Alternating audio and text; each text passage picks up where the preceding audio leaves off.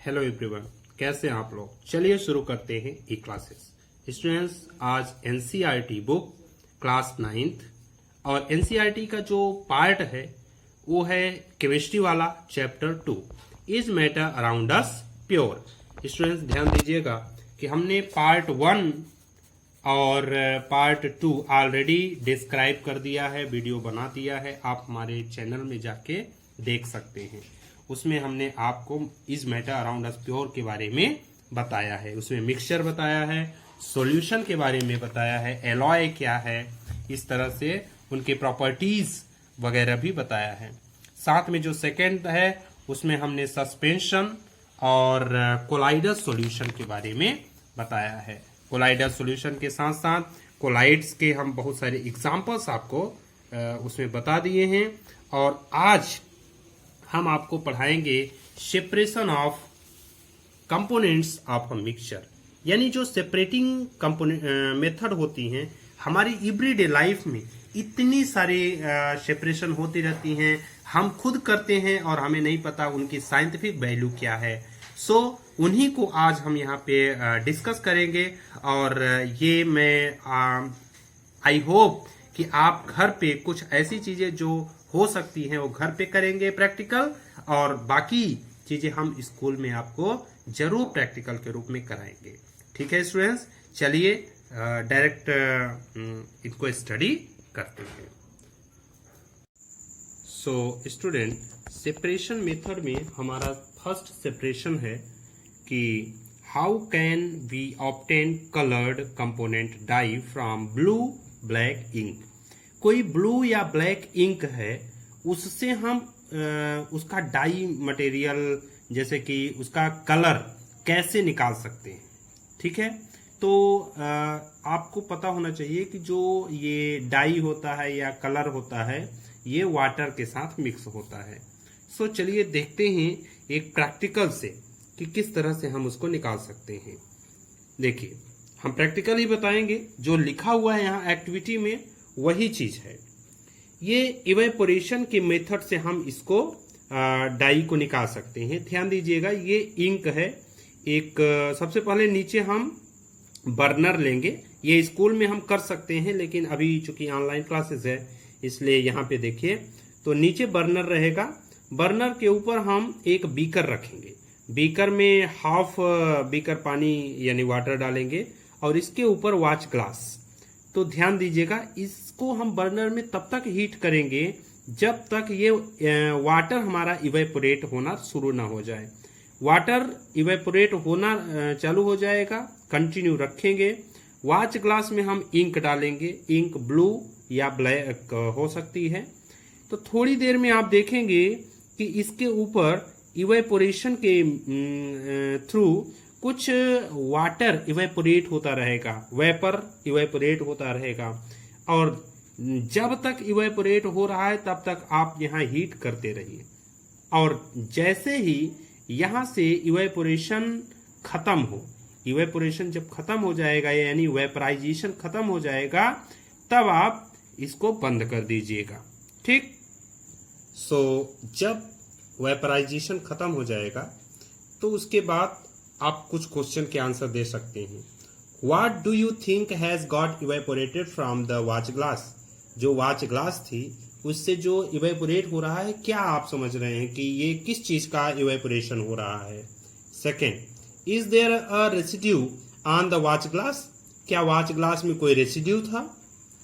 What is your interpretation आपका क्या है। Is ink a single substance pure और इज इट अ मिक्सचर। क्या इंक सिंगल सब्सटेंस है या फिर ये मिक्सचर है। सो मैं आपको बताता हूं। देखिए, इसमें हम ये पाए कि जो डाई होता है कलर, वो डाई का जो कलर है वाटर के साथ मिक्स होता है। तो जब वाटर के साथ मिक्स होगा तो हम नीचे से जब हीट करेंगे तो वो इवेपोरेट हो जाएगा, वाटर वाला मटेरियल इवेपोरेट हो जाएगा, जो कि वोलेटाइल मटेरियल होता है। इसको हम सॉल्वेंट बोलेंगे, क्योंकि मैक्सिमम वाला मटेरियल किसी सॉल्यूशन का सॉल्वेंट होता है और कम वाला सब्सटेंस सोल्यूट होता है। तो सोल्यूट सब्सटेंस बच जाएगा, जिसे हम इवेपोरेशन के मेथड से निकाल सकते हैं। और जो सोल्यूट मटेरियल बचेगा वो अगर ब्लू स्याही है तो ब्लू कलर का बचा रहेगा कलर, और अगर ब्लैक है तो ब्लैक बचा रहेगा। चलिए हम सेकेंड मेथड को देखते हैं। सेकेंड मेथड में क्या है, how can we separate cream from milk. Students, आपको ये पता होना चाहिए कि जो हम दूध मार्केट से लेते हैं वो एक तरह का दूध नहीं, मतलब प्योर मिल्क सारे के सारे नहीं है। हमें मिल्क जो मिलता है वो कई तरह का मिलता है। देखिए, full cream, toned, double toned, मतलब ये वैरायटी है मिल्क के। फुल क्रीम वाला मिल्क है, टोन्ड मिल्क है, डबल टोन्ड मिल्क है। इनमें जो अमाउंट होती है फैट की अलग अलग होती है। फुल क्रीम जो मिल्क होती है वो सबसे अच्छी वाली होती है। तो मार्केट से हम या घर में से ही फुल क्रीम वाला मिल्क ले लेंगे। और उससे हमें क्या सेपरेट करना है, क्रीम फ्रॉम मिल्क, मिल्क से क्रीम को सेपरेट करना है। तो हालांकि स्कूल में अगर सेंट्रीफ्यूगिंग मशीन है तो ठीक, नहीं तो आप अपने अगल बगल भी देख सकते हैं कि वहां होता क्या है कि देखिए, मिल्क के साथ क्रीम मिक्स होता है, ठीक है। तो ये जो क्रीम मिक्स है, अगर हम सेंट्रीफ्यूजिंग मशीन का यूज करेंगे तो क्या होता है कि 2 मिनट तक उसको चलाएंगे, वो गोलाकार स्ट्रक्चर होता है, वो चलना शुरू हो जाएगा। और चलते चलते जो क्रीम का लार्ज पार्टिकल वो नीचे बैठ जाएगा, और जो स्मॉल पार्टिकल है वो ऊपर मिल्क के साथ घूमता रहेगा। तो जो लार्ज पार्टिकल है उसको हम निकाल लेंगे, वही होता है उसका असली क्रीम। सो इस मेथड को हम बोलते हैं सेंट्रीफ्यूगिंग, यानी सेंट्रीफ्यूगिंग मशीन है, सेंट्रीफ्यूगिंग मेथड होती है। और हालांकि ये काम घर पे भी होता रहता है, जैसे कि दूध से जब घी निकाला जाता है तो उसको एक दिन पहले दही बनाया जाता है, दही से फिर मट्ठा और घी अलग अलग किया जाता है। वो प्रोसेस आप घर में भी देख सकते हैं, या आप ये चीज अपने आसपास अगर कोई डेयरी है तो वहां पे जा करके उनसे रिक्वेस्ट कर सकते हैं कि आप प्लीज डेयरी में आप हमें दिखाइए कि किस तरह से घी निकाला जा रहा है। ये सेंट्रीफ्यूगिंग मेथड होती है जिससे हम क्रीम मिल्क से निकालते हैं। इनका यूज हम इस तरह का यूज, ये सेंट्रीफ्यूगिंग वाला हम कई जगह करते हैं, जैसे कि ये जो सेंट्रीफ्यूगेशन मेथड है इससे हम ऐसे चीजों का अलग करते हैं जो कि बहुत छोटे पार्टिकल होते हैं और इतने प्योर उस सॉल्यूशन में मिक्स रहते हैं कि हम नॉर्मली किसी फिल्टर मेथड से नहीं हटा सकते। देखिए, ये सेंट्रीफ्यूगेशन जो मेथड है इसका यूज कहाँ कहाँ होता है, diagnostic laboratory for blood and urine test, urine test में और ब्लड टेस्ट में डायग्नोस्टिक लेबोरेटरी में इसका यूज होता है सेंट्रीफ्यूगेशन का। दूसरा, used in dairy home separate butter from cream, butter से क्रीम निकालने में और डेयरी उद्योग में, डेयरी इंडस्ट्री में इसका यूज किया जाता है। Used in washing machine to squeeze out from wet cloth, आप जब वॉशिंग मशीन में कपड़े डालते हैं तो वहां वॉशिंग मशीन से तब तक वॉशिंग मशीन आप चलाते हैं जब तक उससे पूरी तरह से वाटर ना निकल जाए उस कपड़े से। तो लगभग हमारा सेमी ड्राई क्लॉथ निकलता है, उसको थोड़े ही समय में हम रखेंगे बाहर तो सूख जाता है। तो पानी जो वॉशिंग मशीन होती है वो इसी सेंट्रीफ्यूगेशन मेथड से ही निकालती है। तो अब नेक्स्ट जो हमारा मेथड है वो थर्ड मेथड है। थर्ड नंबर पे जो हमारा ये मेथड है, इसमें हम क्या करेंगे, how can we separate a mixture of two immiscible liquid. ध्यान रहे स्टूडेंट, ये सब हमारी एवरीडे लाइफ में होता रहता है, इसलिए आपको इस साइंस क्लास में ये सब पढ़ाया जाता है। हम किसी दो इमिसिबल सब्सटेंस को किस तरह से अलग करेंगे, दो इमिसिबल लिक्विड को, उनमें हम जो अलग करने की मेथड को देखेंगे वो होगा केरोसिन ऑयल और वाटर को। तो वाटर और केरोसिन ऑयल जब एक साथ हो जाते हैं तो इनको हम किस तरह से अलग कर सकते हैं। तो देखिए, सेपरेटिंग फनल जो कि कांच का हो सकता है उसको आप लीजिए और उसमें केरोसिन ऑयल को वाटर के साथ तो मिक्स रहेगा ही, उसको रखिए, कुछ समय के लिए अनडिस्टर्ब छोड़ दीजिए, यानी उसमें डिस्टर्ब ना करिए, उसे हिलाइए ना, और जस का तस रखे रहेंगे तो थोड़ी देर में आप देखेंगे कि दोनों में सेपरेट लेयर बन जाता है, यानी ऑयल और वाटर का। ध्यान रहे, ऑयल हमेशा ऊपर होगा, इनकी डेंसिटी के अकॉर्डिंग होता है, ऑयल हमेशा ऊपर होता है, वाटर हमेशा नीचे हो जाता है। ठीक है, तो देखिए ये एक सेपरेटिंग इमिसिबल लिक्विड का सेपरेटिंग फनल है। देखिए ये तो सेपरेटिंग फनल में हम क्या देख रहे हैं कि इस तरह का है, ऊपर से बंद कर दिया जाता है और नीचे ये एक स्टॉप कॉक है जिसको यहाँ पैक किया जाता है, बंद किया रहता है। तो हम जब ऊपर से डाल देते हैं तो कुछ समय के लिए जब रोक देंगे तो बड़े आसानी से केरोसिन ऑयल ऊपर और वाटर नीचे आ जाता है। हम धीरे धीरे ये स्टॉप कॉक को यहाँ से खोलते हैं, ओपन करते हैं और नीचे कोई सब मटेरियल कुछ बीकर वगैरह रख लेंगे। तो ये जब यहाँ तक का वाटर जैसे ही नीचे आएगा, जैसे ही केरोसिन ऑयल यहाँ आने को होगा हम इसको बंद कर देंगे और इस तरह से हम दो के दोनों सब्सटेंस को अलग अलग कर सकते हैं। The particle is that immiscible liquid separate out in layers depending upon their density। ये जो पार्टिकल होते हैं ये अपने डेंसिटी के ऊपर डिपेंड होते हैं। वाटर की डेंसिटी इससे केरोसिन ऑयल से ज्यादा होती है, इसलिए हमेशा वाटर किसी ऑयल के नीचे ही होता है और ऑयल हमेशा ऊपर होता है। इसके एप्लीकेशन को हम देखें तो ये मिक्सचर जब ऑयल और वाटर का होता है उस समय हम ऑयल और वाटर को अलग अलग कर सकते हैं। ये सिर्फ केरोसिन ऑयल नहीं, नॉर्मल ऑयल और डिफरेंट टाइप के डीजल पेट्रोल भी हम इस तरह से कर सकते हैं, इनको अलग कर सकते हैं। ठीक है स्टूडेंट्स, चलिए हम नेक्स्ट देखते हैं। जो हमारा नेक्स्ट सेपरेशन मेथड है इसको बोलते हैं how can we separate mixture of salt and camphor. Camphor क्या होता है? एक इसको हम कपूर बोलते हैं अपने गांव में। तो साल्ट और कैम्फर का हम किस तरह से मिक्सचर को अलग कर सकते हैं। कैम्फर को अमोनियम क्लोराइड बोलते हैं।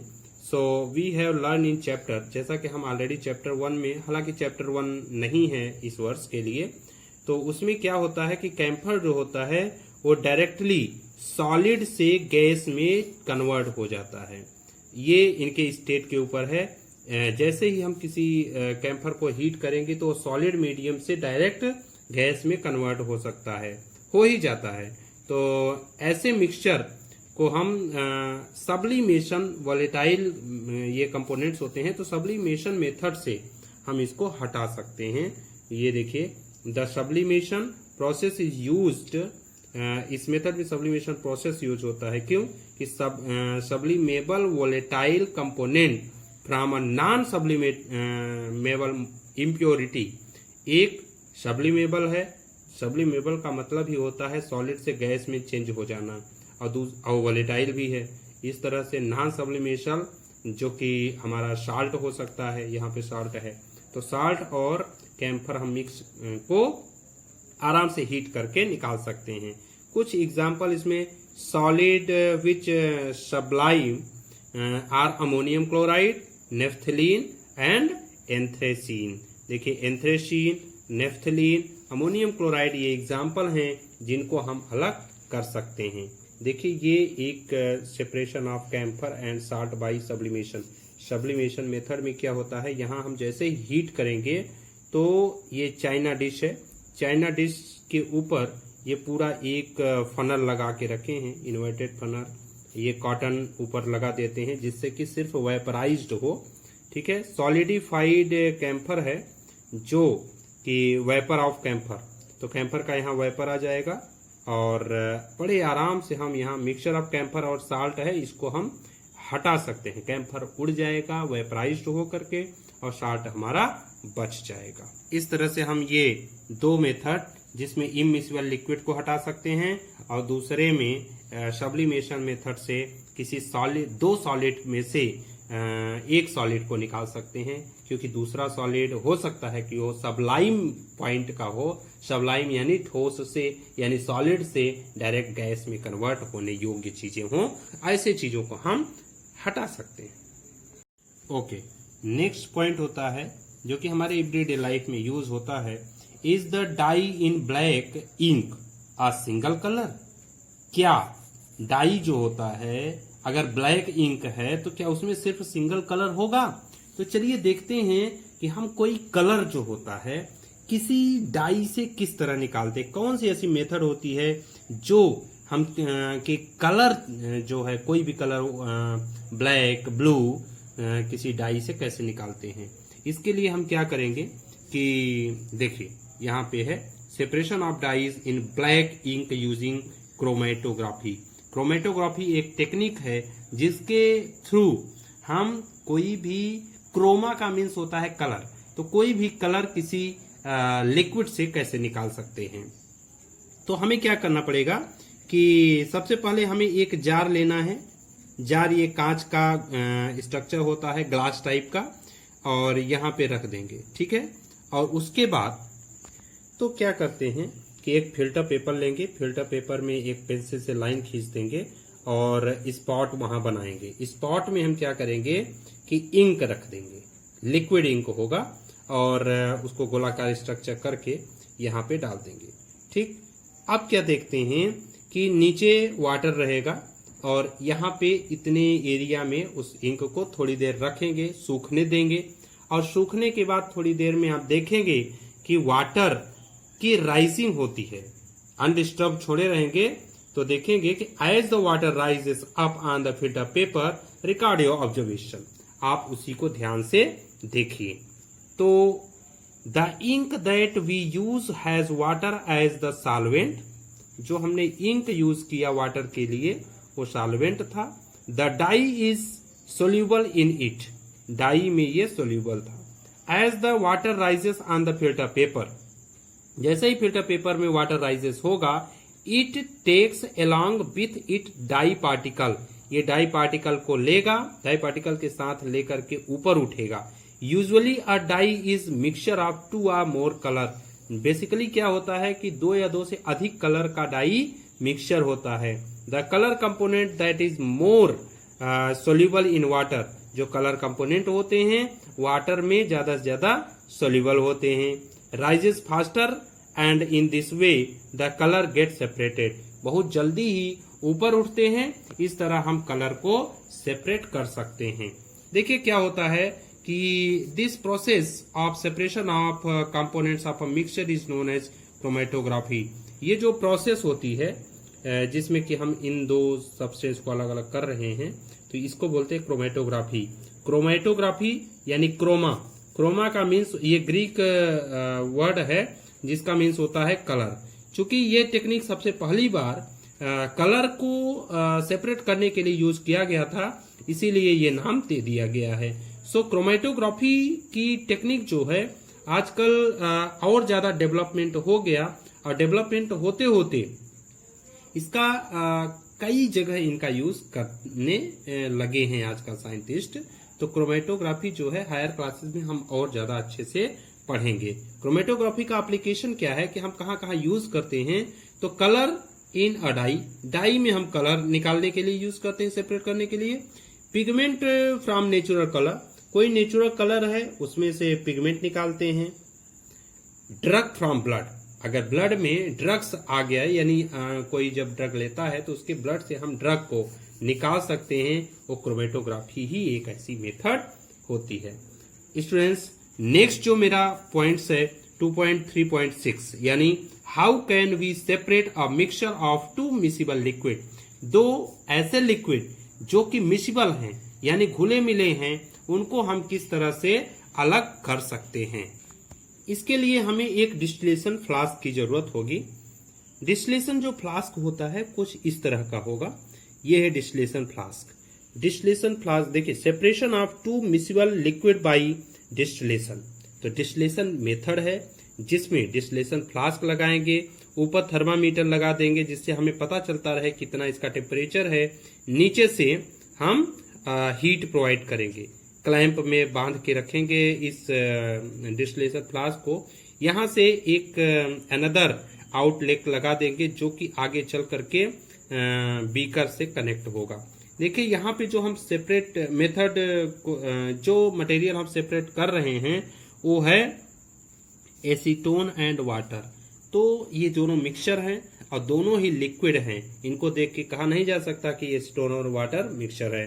तो यहाँ से जैसे हम हीट करेंगे तो क्या होता है कि देखिए सभी का टेम्परेचर बॉइलिंग पॉइंट अलग अलग होता है। एसीटोन का वाटर के बॉइलिंग पॉइंट से थोड़ा फास्ट होता है, इसलिए ये तुरंत वेपराइज्ड होगा और इस तरह से वाटर आगे चल के बूंद बूंद करके यहाँ एसीटोन एक अलग जो कि हम बीकर रखे हुए हैं वहां आकर के निकल जाएगा। जब तक वाटर का वेपराइज होगा तब तक एसीटोन पूरी तरह से निकल चुका होगा। सो इस मेथड को हम बोलते हैं distillation method. It is use for separation of components of a mixture containing two miscible liquid. ये दो मिसिबल लिक्विड के सेपरेशन में हेल्प करती है। जैसा कि मैंने बताया कि इनका बॉइलिंग पॉइंट अलग अलग होता है, इसलिए इनको आसानी से हम निकाल सकते हैं, अलग कर सकते हैं। देखिए to separate a mixture of two or more miscible liquid, अगर दो या दो से अधिक यानी ज्यादा मिसिबल लिक्विड हैं तो उनको भी हम सेपरेट कर सकते हैं। बस डिफरेंट ये होना चाहिए उनके बीच कि उनका जो बॉइलिंग पॉइंट है 25 केल्विन से कम डिफरेंट नहीं होना चाहिए। इनको हम फ्रैक्शनल डिस्टिलेशन प्रोसेस के थ्रू हटा सकते हैं, निकाल सकते हैं। कुछ एग्जांपल्स हैं जैसे कि एनवायरनमेंट में जो गैसेस हैं, एनवायरनमेंट में जो एयर है तो एयर से डिफरेंट गैसेस को कैसे हम हटा सकते हैं, यानी ऑक्सीजन, नाइट्रोजन और कार्बन डाइऑक्साइड को किस तरह से अलग अलग कर सकते हैं, वो होता है फ्रैक्शनल डिस्टिलेशन मेथड। इसमें हम एक और है फ्रैक्शनल डिस्टिलेशन मेथड में जो पेट्रोलियम प्रोडक्ट होता है यानी क्रूड ऑयल जो हम बाहर से मंगाते हैं और अपने इंडिया में भी इसका प्रोडक्शन होता है। तो क्रूड ऑयल से हम एलपीजी और पेट्रोल, केरोसिन ऑयल, डीजल सबको अलग अलग निकालते हैं, वो भी एक फ्रैक्शनल डिस्टिलेशन मेथड होती है। इसमें कुछ थोड़ा सा चेंजेस होता है डिस्टिलेशन मेथड से फ्रैक्शनल डिस्टिलेशन मेथड। ये देखिए फ्रैक्शनल कॉलम यहाँ पे लगा दिया जाता है, ये डिस्टिलेशन फ्लास्क थोड़ा छोटा होता है और यहाँ पे हम प्योर लिक्विड कंपोनेंट्स निकाल सकते हैं। इस तरह से हम नेक्स्ट पॉइंट पे बढ़ते हैं, how can we obtain different gases from air.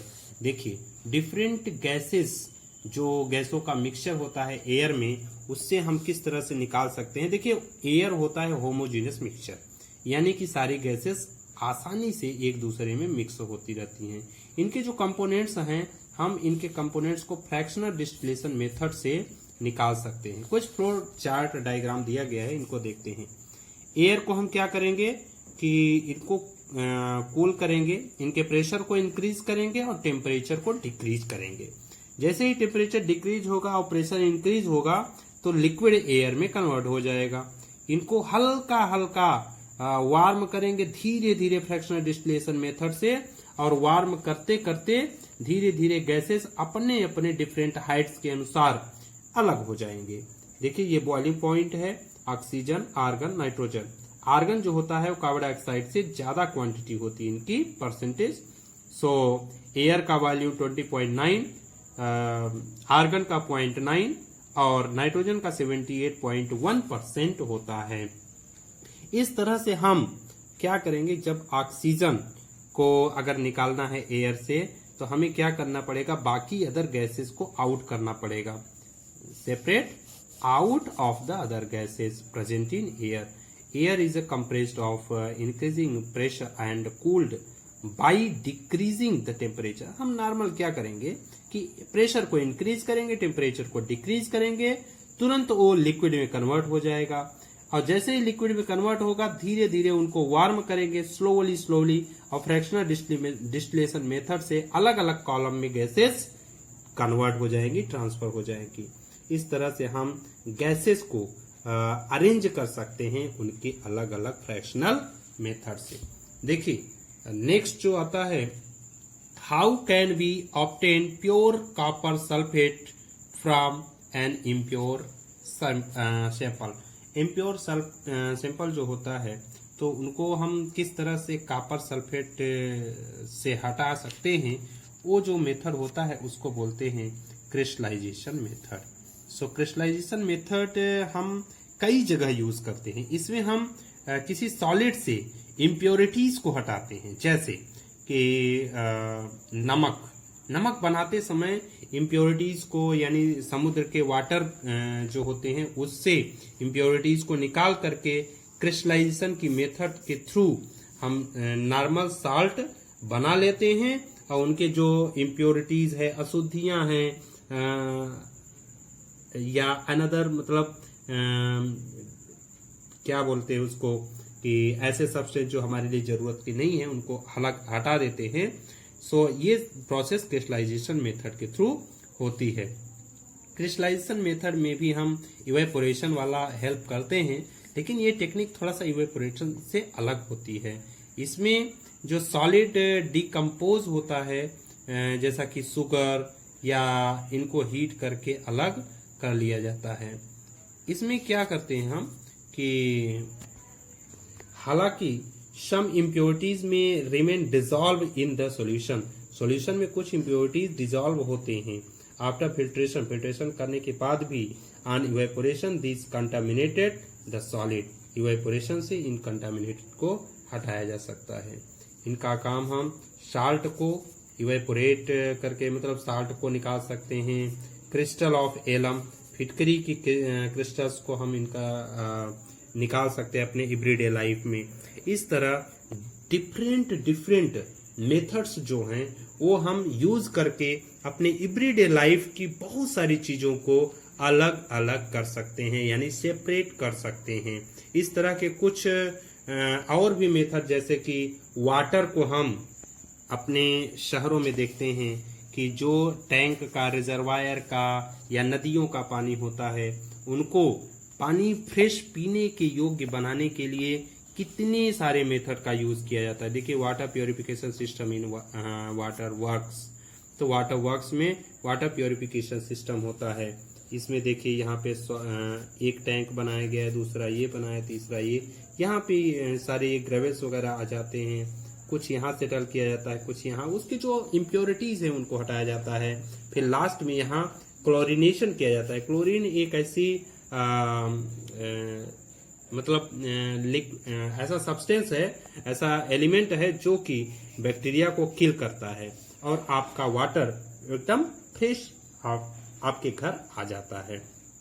इस तरह स्टूडेंट्स हम बहुत सारे कई तरह के सेपरेशन मेथड आपको बताए हैं। आप अच्छी तरह से अपनी बुक को स्टडी करिएगा और बुक को जब स्टडी कर लेंगे तब आपको पता चलेगा कि it is very important to your life, to your everyday life, day to day life. ठीक है, सो आप कभी प्रैक्टिकल करिए, घर पे करिए, कहीं ना कहीं आपको बहुत ही इनका एडवांटेजेस मिलेगा। चलिए नेक्स्ट पॉइंट पे हम बढ़ते हैं, जिस पॉइंट का नाम है what are the type of pure substance. So students, इसके पहले वाला जो फिजिकल और केमिकल चेंजेस है वो ऑलरेडी मैं पार्ट 2 में पढ़ा दिया हूँ। सो पार्ट ये जो मेरा 3rd बन रहा है और ऑलरेडी इसके पहले इस चैप्टर का पार्ट 1 और पार्ट 2 बन चुका है। So what are the type of pure substance. देखिए प्योर सब्सटेंस के टाइप क्या होते हैं। On the basis of their chemical composition substances can be classified either क्या लिखा है ये, either element or compounds। तो एलिमेंट या कंपाउंड्स में डिवाइड किया गया है। चलिए एलिमेंट्स के बारे में जानते हैं। देखिए एलिमेंट्स जो होता है, सबसे पहले रॉबर्ट बायल नाम के पहले ऐसे साइंटिस्ट हैं जो कि एलिमेंट टर्म यूज किए थे, टर्म यानी शब्द, 1661 में। और उसके बाद एंटोनी लॉरेंट लेवासियर जो कि उनके बाद 1743 और 94 में आए, जो कि फ्रेंच केमिस्ट हैं, उन्होंने इसके बारे में अच्छी तरह एक्सपेरिमेंटली डेफिनेशन दिया और उनके अकॉर्डिंग ही defined an element as a basic form of matter that can not be broken down into simpler substance. उन्होंने कहा कि एलिमेंट एक ऐसा सब्सटेंस है जो कि ये इन्हें हम इनके छोटे पार्ट में नहीं तोड़ सकते, और यहाँ तक कि केमिकल रिएक्शन से भी इनको सब्सटेंस बाई केमिकल रिएक्शन, किसी केमिकल रिएक्शन से इनको हम इनके छोटे पार्ट में नहीं तोड़ सकते। हम ये भी कह सकते हैं कि एलिमेंट एक ऐसा सब्सटेंस है जो कि किसी भी पदार्थ से, मटेरियल से, सब्सटेंस से काटा नहीं जा सकता। Element can be normally divided into metals, non metal, metalloids. Element को हम 3 पार्ट में डिवाइड कर सकते हैं, मेटल्स, नॉन मेटल्स और मेटेलॉइड। स्टूडेंट्स आप ध्यान दीजिए, आपको क्लास 8th में मेटल, नॉन मेटल और मेटेलॉइड्स पढ़ाया गया था। मेटल, नॉन मेटल और मेटेलॉइड्स के कुछ कैरेक्टरिस्टिक्स या प्रॉपर्टीज हैं, चलिए उनके बारे में जानते हैं। जो मेटल होते हैं वो लस्टर होते हैं, यानी कि इसमें शाइन होती है। ये सिल्वरी ग्रे या गोल्डन येलो कलर के होते हैं। मेटल हीट और इलेक्ट्रिसिटी का एक अच्छा कंडक्टर होते हैं। साथ में ये डक्टाइल होते हैं। इनको हम एक वायर के रूप में ड्रॉन कर सकते हैं, यानी कि खींच के तार बना सकते हैं, वायर बना सकते हैं। They are malleable. ये कैसा है? मेलिएबल भी है। इसे हम हैमर से इसको पीट पीट करके शीट बना सकते हैं। सो मेटल के कई प्रॉपर्टीज हैं। एक लास्ट जो प्रॉपर्टीज है वो है सोनोरस, यानी make a ringing sound when heat. जब इसको हीट करोगे यानी पीटोगे तो इसमें रिंगिंग साउंड आएगी। इस तरह हम क्या कर सकते हैं कि मेटल चमकदार होता है। मेटल के जो कलर हैं सिल्वरी ग्रे और गोल्डन येलो कलर का होता है। मेटल हीट और इलेक्ट्रिसिटी का गुड कंडक्टर होता है। डक्टाइल होगा, मेलिएबल होगा, यानी इसको हम चादर, पीट के चादर बना सकते हैं, इनको खींच के वायर बना सकते हैं। और सोनोरस होते हैं। कुछ एग्जाम्पल्स हैं जैसे कि gold, silver, copper, iron, sodium, potassium.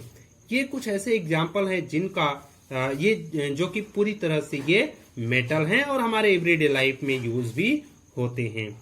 Mercury is only metal that is liquid at room temperature. Mercury एक ऐसा मेटल है जो कि रूम टेम्परेचर यानी नॉर्मल टेम्परेचर पे लिक्विड होता है। Non metal usually show some are all of the following properties. Simple सी बात है कि जो मेटल के प्रॉपर्टीज हैं उन्हीं की अपोजिट अगर कर दें तो नॉन मेटल के प्रॉपर्टीज हो जाते हैं। They display a variety of colours. ये जो नॉन मेटल है कई वेराइटी के होते हैं, ये कई वेराइटी को रिप्रेजेंट करते हैं।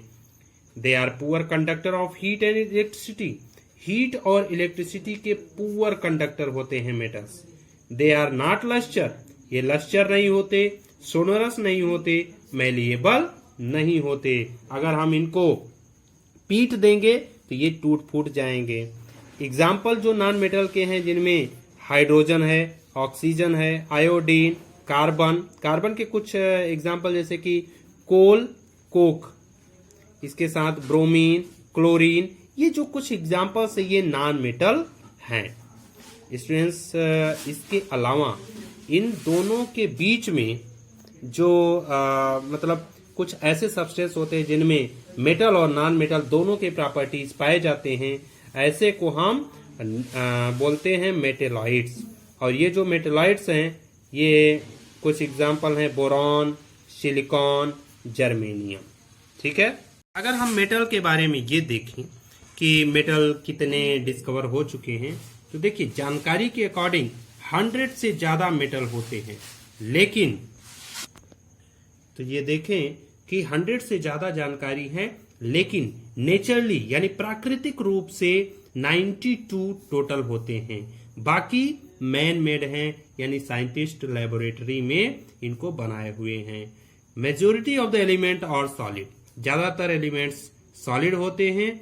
11 एलिमेंट्स ऐसे होते हैं जो कि गैसियस स्टेट में होते हैं, यानी रूम टेम्परेचर, नॉर्मल टेम्परेचर में वो गैस होते हैं। 2 element are liquid at room temperature. 2 element ऐसे होते हैं जो कि लिक्विड होते हैं। एक है मरकरी और दूसरा है ब्रोमीन।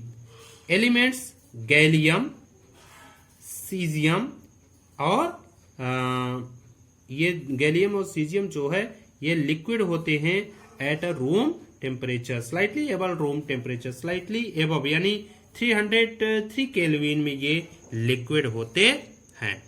चलिए कंपाउंड्स के बारे में जानते हैं। What is compound?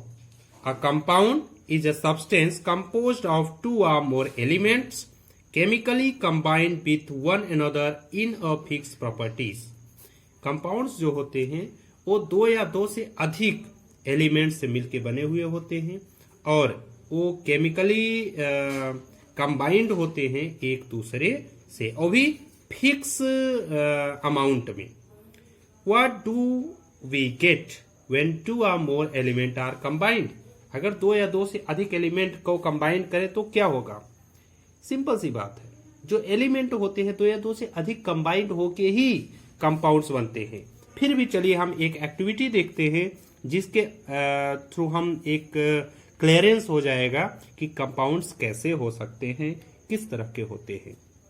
इसके लिए हमें क्या करना पड़ेगा? हमें इसके लिए 5 ग्राम ऑफ आयरन, 5 ग्राम यानी 5 ग्राम आयरन के और 3 ग्राम ऑफ सल्फर पाउडर और 5 ग्राम आयरन लेंगे, जो कि एक चाइना डिश यानी एक डिश लिया जाएगा और डिश में फिल करेंगे। देखिए क्या करेंगे, इसको 3 पार्ट में डिवाइड करेंगे।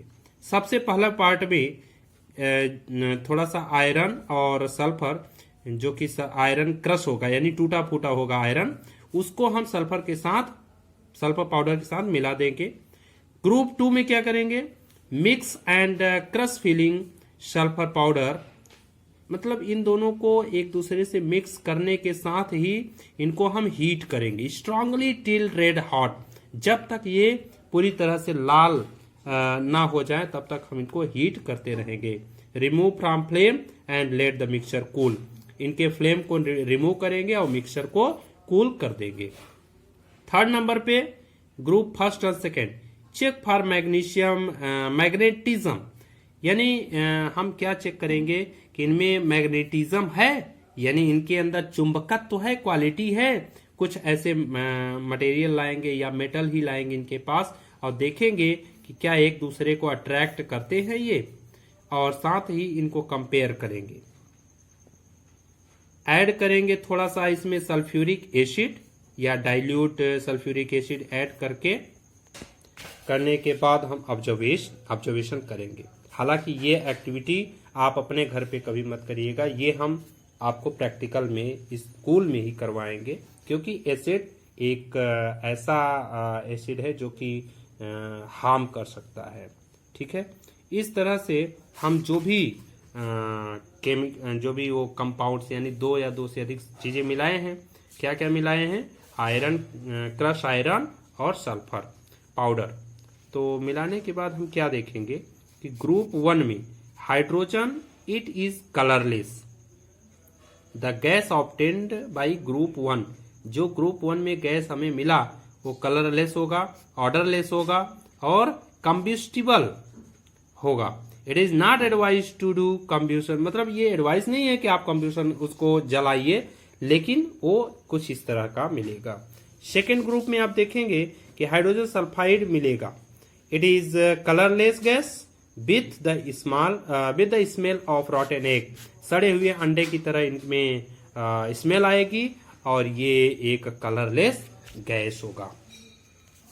You must have observed that the product obtained by both the group show different properties.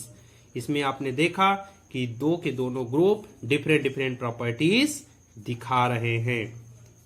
Through the starting material were the same. Group first has carried out the activity involving physical changes, where in the case second chemical changes. Group first में physical changes हुआ है और group second में chemical changes हुआ है, जो कि chemical reaction कहा जाता है। इस तरह से हम ये कह सकते हैं कि ग्रुप 1 से तो नहीं, लेकिन ग्रुप 2 से जो केमिकल रिएक्शन हुआ है वो एक कंपाउंड बना। क्या बना है? कंपाउंड, और उसी को हम कंपाउंड कहते हैं। स्टूडेंट्स, आप ये घर पे आपकी ये होमवर्क है, कि मिक्सचर और कंपाउंड्स में आप HW है आपके लिए कि मिक्सचर और कंपाउंड में आप खुद घर पे पूरे इनके डिफरेंसेस लर्न करिए और आप बुक को लर्न करिए। बुक को लर्न करने के बाद ये आप एक तरह से एक चार्ट बना हुआ है, इसको भी आप घर पे लर्न करिए, इनके डिफरेंसेस जानिए, इनके इम्पोर्टेंस जानिए। ठीक है स्टूडेंट्स, हमारे वीडियोस को लाइक करिए, सब्सक्राइब करिए और अपने फ्रेंड्स के साथ शेयर करिए, जिससे उनको भी इसके बारे में नॉलेज मिले। Thanks for watching.